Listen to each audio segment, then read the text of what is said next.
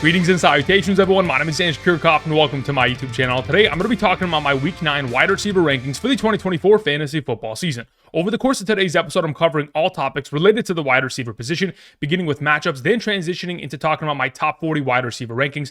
If you guys are looking for my thoughts on an individual player, be sure to travel down to the description of the video. Like in every single video, down in the description, we have timestamps available so you can find the players that are on your roster and hear my thoughts regarding them. Outside of that, again, if you guys have not yet already, be sure to subscribe. Of course, we're making daily fantasy content and live streaming every day on the channel, so be sure to click the bell notification button. I will be live later tonight starting at 7 p.m. Pacific Standard Time, so if you have any questions regarding Week 9, be sure to swing on by. Thank you very much. Okay, so let's go ahead and begin by talking about wide receiver matchups going into Week 9. As you guys can see on the right side of the screen, I've gone ahead and accumulated wide receiver receiving statistics allowed thus far this season by each individual defense. We've gone ahead and, over the course of this season, seen thus far that the Minnesota Vikings, Baltimore Ravens, Detroit Lions, Jaguars, Bucks, Saints, etc. are the most advantageous matchups at the wide receiver position based on receptions, receiving yards, and receiving touchdowns allowed. Therefore, we want to take advantage of the Minnesota Vikings matchup. With Joe Flacco starting at quarterback, Michael Pittman Jr., Josh Downs, even better plays because of the matchup in itself. We have the Baltimore Ravens. Again, Courtland Sutton is coming off the best week of his overall season, 100 total receiving yards, has an opportunity of an advantageous matchup here. The Detroit Lions obviously will have their hands full with the Green Bay Packers. Depending on whether or not Jordan Love is going to be active, certainly makes a huge difference, but Romeo Doubs, Jayden Reed certainly could be of value. We'll keep this in mind. I'll refer back to these statistics over the course of today's episode. I also want to go ahead and talk about some of the more disadvantageous matchups going into a given week. For example, our wide receivers taking on the Jets, Broncos, Dolphins, Chiefs, Bills typically isn't an exciting matchup, but even in this overall circumstance, we have seen wide receivers take advantage of these difficult matchups. For example, Marvin Harrison Jr. last week taking on Jalen Ramsey was able to find himself an abundance of overall success. So it's not impossible to score against these defenses. For example, Xavier Worthy was able to score against the Denver Broncos last week. Tank Dell will have his hands full this week taking on the New York Jets on Thursday Night Football, but really there's no one else to throw to within that offense outside of Dalton Schultz. So we're still going to anticipate, despite the difficult matchup, for him to find success within the given week. All right, with this all covered, let's go ahead. And before we get into our top 40 wide receiver rankings, let me remind you guys, if you haven't checked them out already, be sure to travel down to the description and check out Underdog. At this current moment in time, if you sign up using code Andrew and make a first-time deposit minimum of $10, not only are you going to get the first-time deposit offer, potentially follow all the overall plays we make over the given week, whether it is a Monday night game, a Thursday night game, these Sunday night slates. Besides tailing those potential entries, you're going to get my rankings sent to you every single Sunday morning for the remainder of the season. These rankings are for redraft leagues, by position, by tier, half PPR, full PPR, all-encompassing rankings, which includes like flex, kickers, defenses, all of the rankings that you need in order to set your lineup on Sunday morning. So for those of you who are interested, make sure to check the map to the right side of the screen to determine your eligibility. And if in fact you are not eligible because of the current location and or potentially you've used the code in the past, you can always check out the Patreon to find rankings there and unlimited questions answered. Be sure to check out the link down in the description. And thank you very much for all the support. Okay. And yeah, don't forget, if you're a new customer, you can always take advantage of 0.5 total points for LeBron taking on the Cleveland Cavaliers later tonight. This may be the last time that LeBron plays in Cleveland. Time will tell. All right, so let's go ahead and let's talk about our top 40 wide receiver rankings, beginning with our number one, Justin Jefferson. The 10 names I'm about to mention are all auto starts. I mean, quite frankly, I think the top 24 wide receivers that I'm about to mention should all be auto started. But in this circumstance, Justin Jefferson taking on the Indianapolis Colts. We've most recently seen wide receivers, Houston wide receivers last week, 15 catches for 182 and a touchdown, and that's when Stephon Diggs even left the game last week due to an injury. The Jacksonville Jaguars wide receivers, 12 catches for 248 and a touchdown against the Indianapolis Colts. We have seen wide receiver cores that have a lot of elite level talent be able to find themselves success. So why not Justin Jefferson, coming off of a week in which he had not a single target in the fourth quarter, but was able to accumulate 8 catches and 115 receiving yards in 3 quarters of play against the Los Angeles Rams. A wide receiver that has had over 81 receiving yards in 6 of the last 7 games and has scored a touchdown in 5 of the last 7 games, an automatic play in an advantageous matchup. Number 2, we have CeeDee Lamb, who's coming off of a ridiculous performance. Not only was he able to tie his career high in terms of total targets, but also receptions. 17 targets, 13 receptions, a $146, and 2 receiving touchdowns in that second half to save many of our fantasy weeks. Either way, as we progress into this upcoming matchup, and I would suppose the next 5 matchups for the Dallas Cowboys, they're going to continue to be in negative game scripts. Taking on the Atlanta Falcons, it's not going to be an easy task on hand. The overall matchup for CeeDee Lamb is advantageous, but of course, the Dallas Cowboys defense isn't going to do themselves very many favors, especially with Dak Prescott continuing to turn over the ball in inopportune times. So going forward, we're going to anticipate a lot of pass-heavy opportunities going in the direction of CeeDee Lamb. Again, wide receivers against Atlanta as of late, DK Metcalf, 4 for 99 and a touchdown. Deontay Johnson, 6 for 78 and a touchdown. Mike Evans, 5 for 62 and 2 touchdowns. CeeDee Lamb should be the next wide receiver on this list to find themselves success against the Atlanta secondary. Number 3, we have Ja'Marr Chase. Now, this is under the assumption that we're probably not going to see T. Higgins for another potential week. Now, I'm going to rank T. Higgins later on in today's episode, but again, if in fact he's going to miss another consecutive week with that quad injury, we know that the overall target share of Ja'Marr Chase and his fantasy point per game average increases greatly in the absence of T. Higgins, because like we have talked about all season long, in games in which T. Higgins has been active this season, we have seen Ja'Marr Chase more often than not get out-targeted in every single one of these games. So if we're going to continue on with that potential in the absence of T. Higgins, very similar to last week in which Ja'Marr Chase got himself 9 receptions on 11 targets, oh, what a surprise. No T. Higgins means more opportunities. Going forward against the Las Vegas Raiders, we would anticipate him to have himself another one of these major breakout performances and put up great fantasy points for our teams. Number 4, we have A.J. Brown. Look, A.J. Brown is another one of these auto starts, as we know. Even though the deep ball receiving touchdown went in the direction of DeVonta Smith this last week, and Jalen Hurts had to score 3 rushing touchdowns in a game in which this offense completely blew out the Cincinnati defense, A.J. Brown was still implicated, got himself 5 catches for 84 receiving yards. Again, 4 healthy games this season, every single game, 84 or more receiving yards. As long as that trend is continuing, the touchdowns are eventually going to get into the conversation, especially taking on the Jacksonville Jaguars secondary that has allowed the 4th most fantasy points per game on average to opposing wide receivers this season, 31.34. That's enough for both DeVonta Smith and A.J. Brown to be incredible plays within the upcoming matchup against the Jacksonville Jaguars. All right, our number 5 to close out the S tier is Tyreek Hill. Look, Tyreek Hill is always an auto start. Regardless of the fact that he takes on the Buffalo Bills, and it is definitely a difficult matchup, we're still going to fire him up because we know what his potential for upside is. He is still trying to get back to his elite form. Obviously, last week was questionable. There was a conversation as to whether or not he was even going to play. Still finished with 9 targets, 6 catches, 72 receiving yards in a game in which, unfortunately, of course, the Miami Dolphins late in that game threw the lead. And, the Arizona Cardinals came roaring back. Either way, as we approach this upcoming matchup against the Buffalo Bills, very similar to the last time these two took each other on, we're anticipating a negative game script for the Miami Dolphins. A lot of throwing in the second half, and when that is potentially unlocked, we're going to see a lot of success from Tyreek Hill, hopefully making plays over the top of the secondary. Number 6, we have Amon-Ra St. Brown. Look, Amon-Ra St. Brown, considering the fact that there were no starters of the Detroit Lions playing in the 4th quarter of that game against the Tennessee Titans. Again, you got to remember, they scored 52 points in 3 quarters. Considering a lot of the most recent games have been blowouts, obviously his overall upside of potential hasn't been met. But this week they take on the Green Bay Packers. If Jordan Love is starting at quarterback, this could be a very high-scoring and competitive game between these two division rivals. Of course, the Green Bay Packers, most recently last season, taking their advantages and beating the Detroit Lions on some of these overall matchups that they've taken each other on. Therefore, if this is going to be a competitive matchup, very similar to last year, Amon-Ra St. Brown against Green Bay, 9 catches for 95 in one game, 5 catches for 56 and a touchdown in the other game. Both games of over 14 plus fantasy points and a half PPR, we would assume that kind of potential for baseline of production, if not even more upside, considering the absence of Jameson Williams. Number 7, we have the return of Puka Nacua for a 2nd consecutive week. This time last week, we had no clue that Puka Nacua was going to play. And even if he was going to play, there was always a potential risk in which we wouldn't see a lot of overall utilization, very similar to some of these other wide receivers that are coming off of injury and kind of slowly working their way back into the offense. But Puka Nacua came out, played 57% of the offensive snaps, was targeted on 41% of the overall routes that he ran, and was able to accumulate 7 catches for 106 against a pretty solid defense, but again, an advantageous matchup. This week takes on the Seattle Seahawks. Again, we have seen many of wide receivers put up great performances against the Seahawks. Most recently, just this last week, Keon Coleman, 5 catches, 70 and a touchdown. Khalil Shakir, 9 catches for 107. Drake London, 6 for 63 and a touchdown. Deebo Samuel, over 100 yards and a touchdown. Slayton, over 120 yards and a touchdown against Seattle secondary. This defense has struggled, and last season, Puka Nacua took advantage of them, scoring over 16 fantasy points in both overall contests against the Seattle Seahawks in 2023. I would expect him to have himself another big performance against this division rival.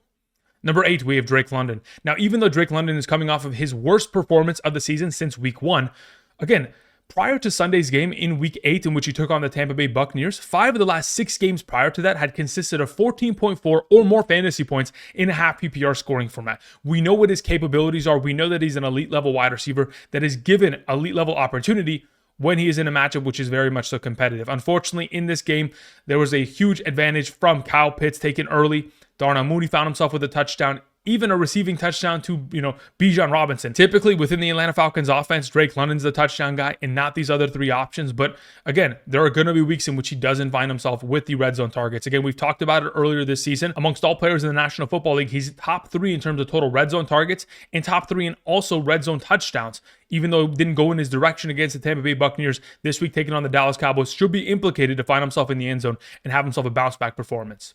Number 9, we have DK Metcalf. Now, again, this is under the assumption that he returns this week. From all the reports that I have seen, he did not practice earlier today on Wednesday, but additionally, there is some optimism from the team that they expect him to return against the Los Angeles Rams, a victory that they most definitely need against a division rival. Again, last season, DK Metcalf taking on the Los Angeles Rams, 5 catches, 94 and a touchdown, 3 catches, 47 and a touchdown, was able to put up 17.9 and 12.2 and a half PPR against the Los Angeles Rams, whose secondary thus far this season, again, just gave up 115 yards and 8 catches to Justin Jefferson last week in 3 quarters of play.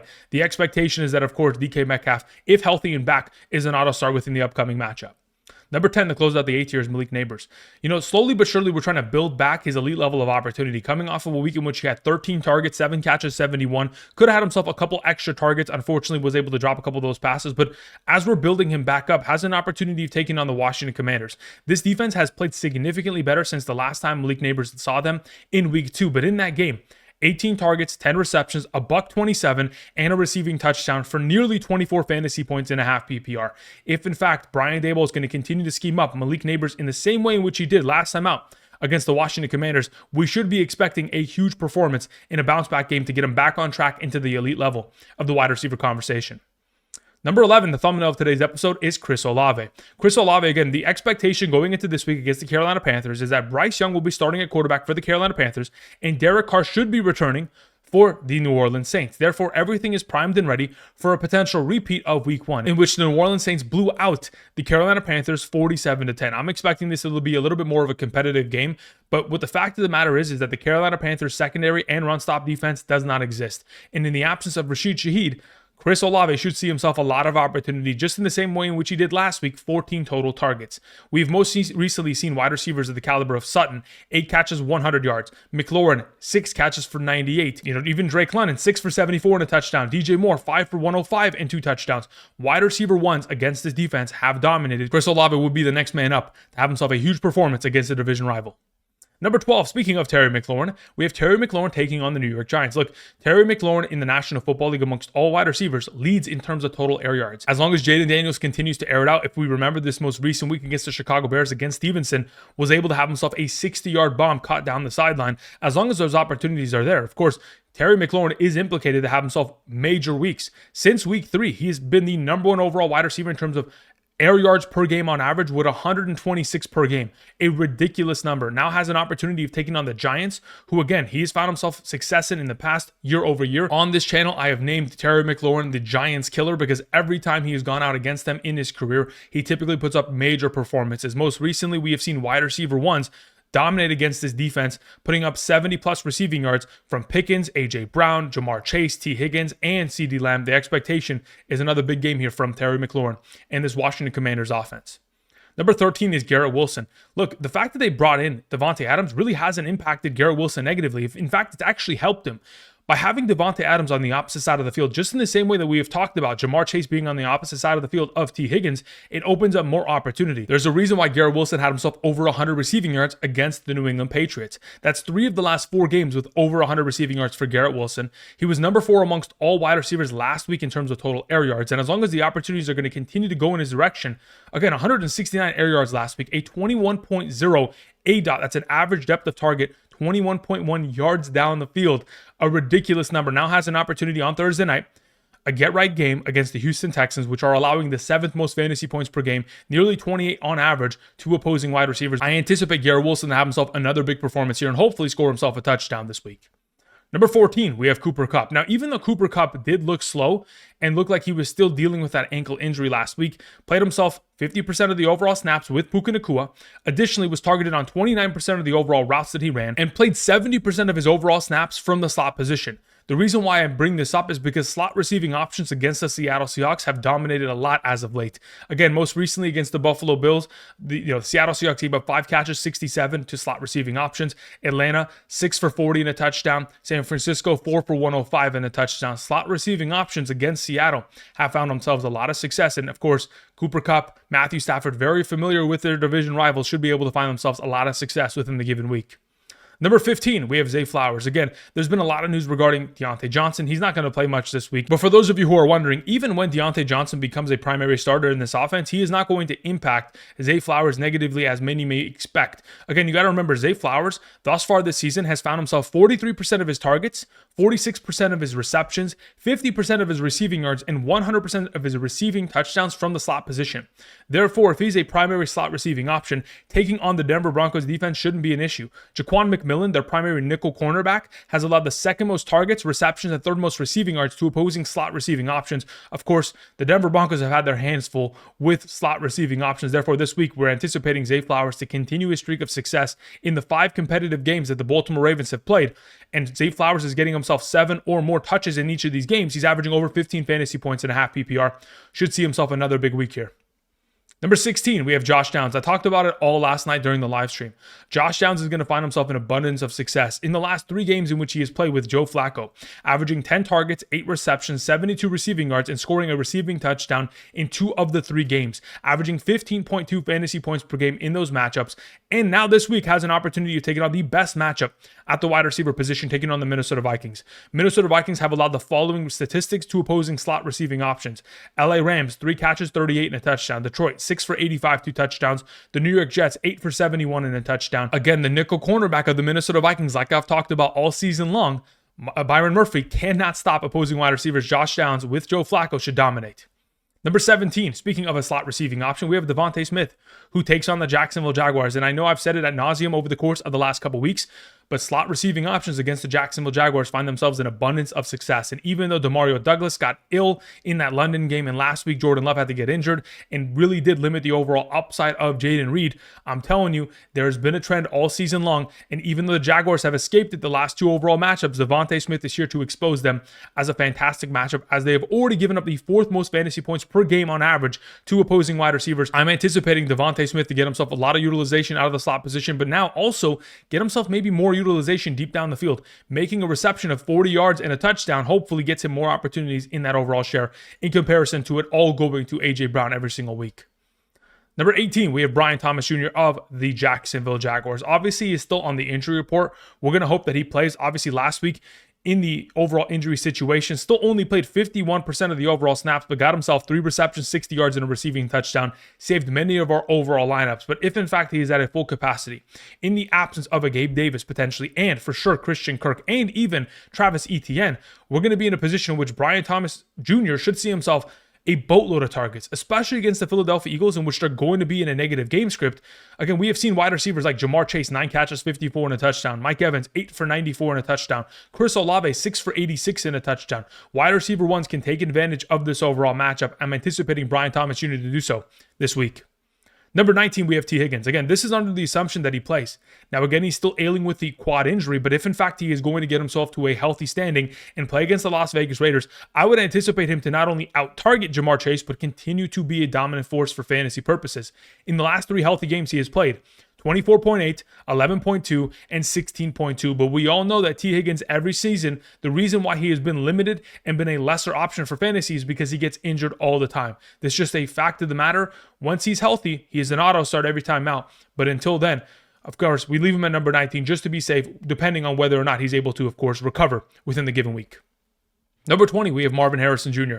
Look, Marvin Harrison shocked many of us coming off of a week in which he had 6 receptions on 7 targets. Again, not a lot of opportunities still, but 111 receiving yards and a receiving touchdown. When I watch back this game, again, a lot of the overall routes that he was running is similar to what he has run all season long. We're talking about crossing routes. We're talking about corners. We're talking about the occasional comeback in which, of course, Kyler Murray's throwing a blind, route to the outside and just hoping that Marvin Harrison runs underneath it. And again, a lot of these took place and a lot of them found success. The crossing route was really what was the bread and butter of this game. was able to score a receiving touchdown in that category.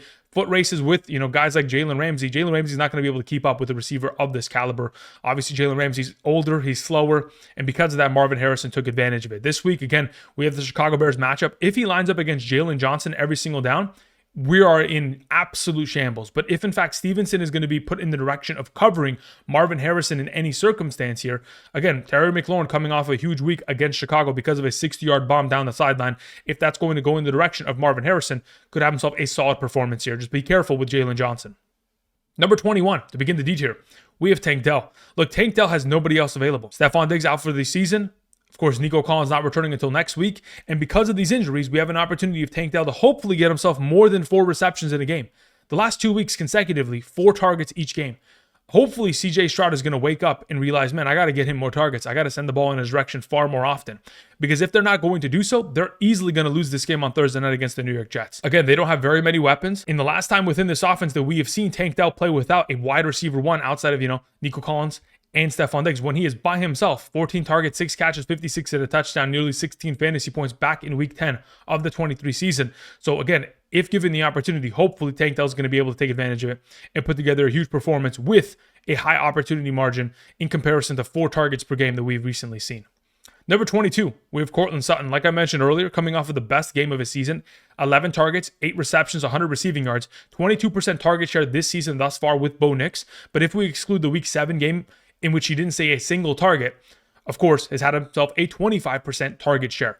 If he's going to see 1 out of every 4 targets coming out of the arm of Bo Nix, taking on the Baltimore Ravens, which should be a negative game script for this offense, the second best matchup at the wide receiver position, in which we have just recently seen the Cleveland Browns wide receivers, 20 catches for 263 and 2 touchdowns. Tampa Bay wide receivers, with all the injuries in that game, still accumulating 13 for 136 and a touchdown. Washington, 16 for 155, 2 touchdowns. Cincinnati, of course, a monster game of 20 catches for 315 and 4 touchdowns. We would anticipate that Courtland Sutton in the upcoming matchup with Bo Nix should have himself at base minimum a solid performance of a top 24 capacity. Moving on to our number 23, we have Michael Pittman Jr. again. With Joe Flacco under center this season, he's averaging 7.3 targets, 4.7 receptions, 62 receiving yards, and has scored 2 touchdowns in the last 3 games with Joe Flacco, 12.5 fantasy points. Even though he doesn't get as much opportunity as his teammate, Josh Downs, in the games in which Joe Flacco is the starter, even though the opportunity is not there, he has an opportunity of taking on the best matchup at the wide receiver position, taking on the Minnesota Vikings. Of course, we most recently saw the LA Rams wide receivers combined for 16 receptions, 216 and 3 touchdowns. Detroit Lions wide receivers, 14 receptions, 172 and 2 touchdowns. New York Jets wide receivers, 19 receptions, 160 and 2 touchdowns.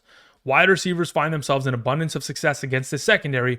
Joe Flacco should be able to light them up with Michael Pittman Jr. Number 24, we have Davante Adams. Look, I want to potentially sit him this week just to wait and see what he's capable of doing. But anytime we get to that position with any wide receiver, for example, Marvin Harrison last week, whenever we all decide to potentially bench them, they go off. So my thought process going into this week is that I'm going to do you all a favor. This week on my main team, I'm going to bench Davante Adams. In that overall situation, I'm expecting him to go for 20 points on Thursday night. Therefore, all of you should be starting him in a top 24 capacity. Again, it is a top 7 matchup taking on the Texans. They're nearly allowing 28 fantasy points per game on average to opposing wide receiver options. Again, this offense is continuing to see themselves a lot of opportunity in the red zone. Unfortunately, Davante Adams last week dropped the receiving touchdown. Obviously, then after that, we had Tyler Conklin score a touchdown. We even saw, the 4th string wide receiver in this offense score a touchdown. So the touchdown opportunity is certainly going to be there, and hopefully going in the direction of Davante Adams now that I am deciding to bench him within the upcoming performance. Number 25, we have Romeo Doubs. Now, this is under the assumption that Jordan Love does in fact play, because look, with Jordan Love last week, all 72 of Romeo Doubs' receiving yards were made prior to Jordan Love getting injured and leaving that game. Again, prior to that overall performance, was coming off of a game of 8 catches for 94 and 3 catches for 49 and 2 touchdowns. Taking on Detroit, who just gave up over 100 receiving yards to Calvin Ridley of all receivers, you would assume that there is a very easy opportunity for Romeo Doubs to have himself an abundance of upside against a top 3 wide receiver matchup in the given week. Number 26, speaking of Calvin Ridley, again, like I just mentioned, he had himself 100 receiving yards in the first quarter of that game. 10 receptions, 15 total targets, a ridiculous game. If we're going to continue to see Mason Rudolph, funnel target Calvin Ridley every single game henceforth, then of course he's going to be of value. But we did hear a couple whispers of the potential of Will Levis returning. If Will Levis is the starting quarterback, I am putting Calvin Ridley on my bench. I have no interest in playing him. As long as Mason Rudolph is out there, I think there is a potential in which Calvin Ridley should be a lot more valuable considering the target opportunity he was most recently exposed to. Number 27 is Jakobi Meyers. Look, in the last 4 games with 7 or more targets, 17.7, 7.4, 10.2, and 14.2 fantasy points and a half PPR. He takes on the Bengals, which again are the 14th best matchup, nearly allowing 27 fantasy points per game. We've most recently seen A.J. Brown, 5 catches for 84, Smitty, 85 yards and a touchdown, Tillman, 8 catches for 81, Flowers, 7 catches for 111. Wide receivers find themselves an abundance of success on the outside against Cincinnati, and as the number 1 receiving target outside of Bowers, Jakobi Meyers should find himself another week of a lot of fantasy success. Number 28 is Jayden Reed. This overall tier is going to have a lot of volatile wide receivers that haven't found themselves a lot of success as of late, but could very well find that success this upcoming week.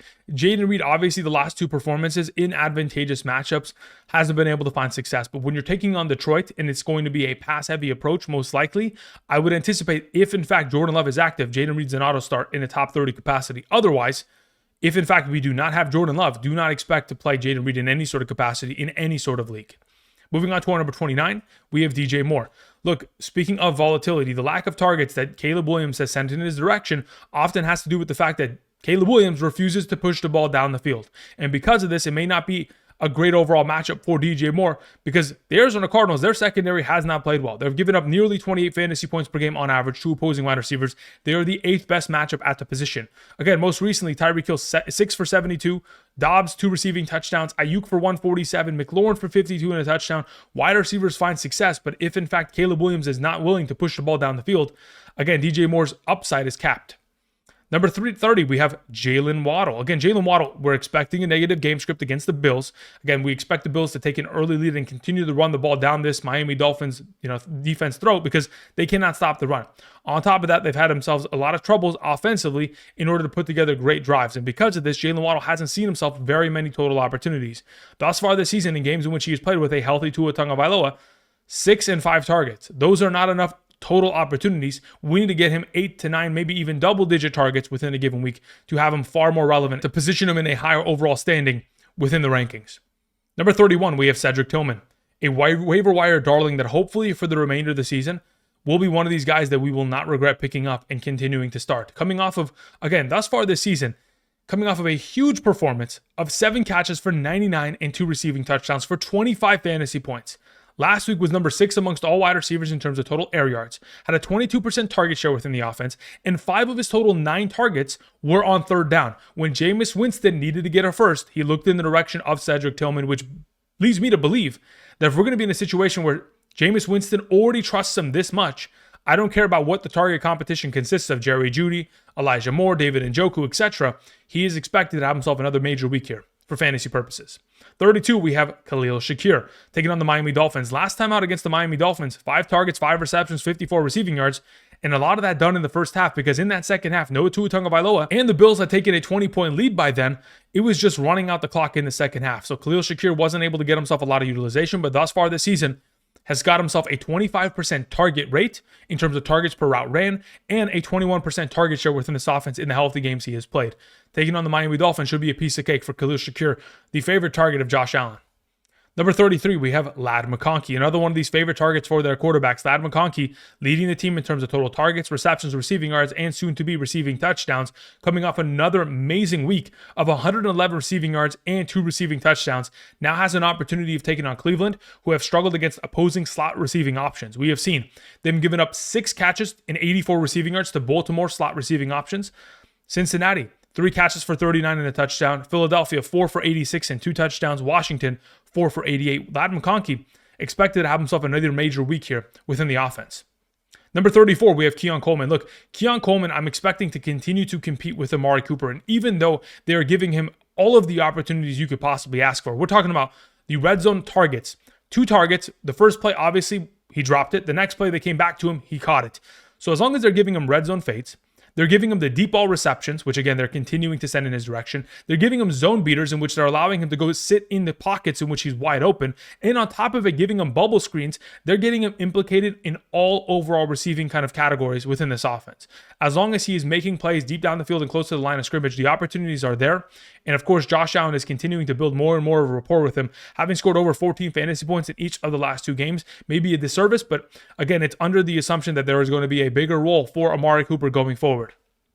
Number 35, we have DeAndre Hopkins taking on the Tampa Bay Buccaneers, who, of course, every single defense has found themselves a lot of success against. Most recently, again, whether it was this most recent week, Darnell Mooney having himself a major performance. The week prior, Rashad Bateman with a major performance. The week prior, even earlier this month, we saw, of course, Kirk Cousins, Drake London had a major game in that overall performance. Ray-Ray McCloud, Darnell Mooney. Cordero Hodge scored himself a receiving touchdown against that Tampa Bay secondary. They've struggled mightily with all the injuries that they have gone ahead and accumulated over the course of the season, with DeAndre Hopkins playing far more than 32% of the overall snaps and seeing far more than 3 targets. I'm anticipating a bigger performance against a top 5 overall matchup. Number 36, speaking of a wide receiver that is getting themselves more and more implicated within the offense, we have Amari Cooper, who again, still dealing with a wrist injury based on what we have seen, mispracticed earlier today. If that is going to impact his overall upside for success against the Miami Dolphins, then we will accordingly adjust the rankings once we get to Sunday morning. But until then, I could potentially see him getting himself more and more upside as we progress. More snaps, more targets in his direction. Obviously was outshined by Khalil Shakir, Keon Coleman, and Dalton Kincaid, and James Cook. Everybody in this offense feasted against the Seattle Seahawks except for Amari Cooper. So going into this week, we're lowering the ranking, and we're going to hope that he's going to continue to build that rapport and get healthy by Sunday. Number 37, we have Jaxon Smith-Njigba. If in fact, we do in fact see DK Metcalf miss the week, I'll move Jaxon Smith-Njigba probably to number, I want to say 28, somewhere in that range. He'll sit next to Jayden Reed, DJ Moore, Jaylen Waddle-esque wide receivers, coming off a pretty big week of 6 catches and 69 receiving yards. Obviously, Tyler Lockett was shut down, and he was the only viable option. That would probably be the same overall performance this week against the LA Rams if, in fact, DK Metcalf is out once again. Number 38, we have Xavier Worthy, who again, thus far this season, about 50% of his games are double-digit fantasy points and the others are disappointing. But luckily this week takes on the Tampa Bay Buccaneers, whose secondary is dealing with a lot of injuries, and they've allowed a lot of big plays down the field. So we would anticipate that Xavier Worthy could very easily take the top off of this defense and find himself scoring a touchdown. Speaking of taking a top off of the defense and the Tampa Bay Buccaneers, most recently, Darnell Mooney was able to accomplish that twice in just 2 of the last 4 games. But in the other 2 performances, not against the Tampa Bay Buccaneers, has been quite underwhelming. I'm hoping that's not going to exist this week against the Dallas Cowboys, but I'm kind of anticipating that he will disappear quite a bit against this overall matchup, as Drake London and Kyle Pitts will be the number 1 and 2 options of this offense going forward. The number 40 is Jerry Jeudy to close out today's video. Look, Jerry Jeudy, plain and simple, is getting himself a lot of opportunities. So is Elijah Moore. He very easily could have been put at this number 40 spot. Either of those 2 could vie for it. In a full PPR, Elijah Moore certainly more valuable. In a half PPR, which these rankings are for, I'm going to go and lean in the direction of Jerry Jeudy, who plays significantly more offensive snaps, nearly played 100% of the snaps against the Baltimore Ravens this most recent week. 8 targets, 5 catches, 79. Taking on the Los Angeles Chargers, considering their cornerbacks have been dealing with a lot of injuries, should be an awesome play within the upcoming week. All right, that's going to cover my top 40 wide receiver rankings for week 9 of the 2024 fantasy football season. Thank you everybody for watching. Like I mentioned earlier, I'll be live later tonight starting at 7 p.m. Pacific Standard Time here on the channel. Again, I'll also be back tomorrow posting a video in regards to quarterback and tight end rankings for week 9. If you guys are interested, be sure to swing on by for tonight's stream or tomorrow night. Saturday morning, we'll be live streaming here on the channel. Sunday morning, we'll be live streaming here on the channel. If you have any questions, be sure to swing on by. Thank you, everybody, for watching. And until next time, I'll see you guys. Peace.